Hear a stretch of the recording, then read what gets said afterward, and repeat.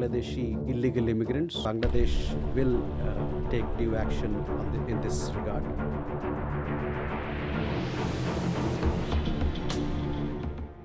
क्या भारत और बांग्लादेश के बीच एक बड़ा कूटनीतिक तनाव जन्म ले चुका है और क्या आने वाले समय में ये मुद्दा दोनों देशों के रिश्तों को और भी जटिल बना सकता है?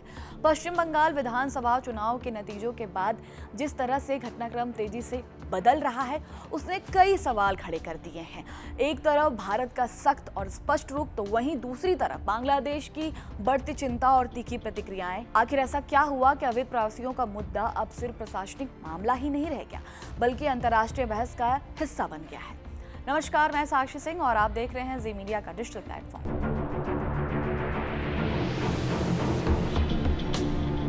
भारत की ओर से विदेश मंत्रालय ने साफ संकेत दिया है कि देश में अवैध रूप से रह रहे विदेशी नागरिकों को उनके मूल देश वापस भेजने की प्रक्रिया पहले से ही जारी है। It is important that we understand the background of these comments, and there is a core issue which needs to be looked into.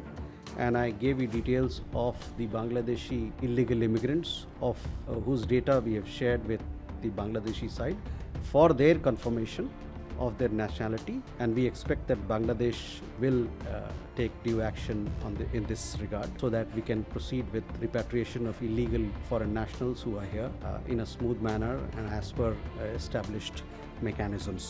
लेकिन इस पूरी प्रक्रिया में सबसे अहम भूमिका संबंधित देश के सहयोग की होती है। यही वजह है कि भारत ने बांग्लादेश से बार बार नागरिकता सत्यापन यानी नेशनैलिटी वेरिफिकेशन में तेजी लाने की अपील की है। जानकारी के मुताबिक भारत की ओर से 2860 से अधिक मामलों में बांग्लादेश से नागरिकों की पुष्टि मांगी गई है, लेकिन चौंकाने वाली बात यह है कि इनमें से कई मामले पिछले 5 सालों से लंबित पड़े हैं। भारत का कहना है कि अगर ये प्रक्रिया समय पर पूरी हो जाए तो अवैध प्रवासियों की वापसी को काफी हद तक सुचारू बनाया जा सकता है। लेकिन इस पूरे मुद्दे ने तब नया मोड़ ले लिया जब बांग्लादेश के कुछ नेताओं ने आशंका जताई कि चुनाव परिणामों के बाद भारत पुशबैक यानी अवैध प्रवासियों को जबरन वापस भेज सकता है। इस बयान के बाद सीमा क्षेत्र में तनाव की चर्चा और तेज हो गई। भारत ने इन आरोपों पर सख्त प्रतिक्रिया देते हुए कहा है कि ये कोई एक तरफा कार्रवाई नहीं है, बल्कि अंतर्राष्ट्रीय नियमों के तहत एक सामान्य प्रक्रिया है। विदेश मंत्रालय का कहना है कि जो भी व्यक्ति अवैध रूप से भारत में रह रहा है, उसकी पहचान और सत्यापन के बाद उसे उसके देश वापस भेजना जरूरी है। इस मामले में भारत ने यह स्पष्ट किया है कि बांग्लादेश को पुशबैक जैसे शब्दों का इस्तेमाल करने के बजाय सहयोग पर ध्यान देना चाहिए, ताकि पूरी प्रक्रिया सुचारू रूप से आगे बढ़ सके। भारत का कहना है कि ये कोई राजनीतिक मुद्दा नहीं है, बल्कि प्रशासनिक और कानूनी प्रक्रिया है। दूसरी ओर बांग्लादेश की ओर से लगातार आ रहे बयानों ने इस मुद्दे को और भी ज्यादा संवेदनशील बना दिया है। वहां के गृह और विदेश मंत्रालय के कुछ अधिकारियों ने सीमा सुरक्षा को लेकर सतर्कता बढ़ाने के संकेत दिए हैं।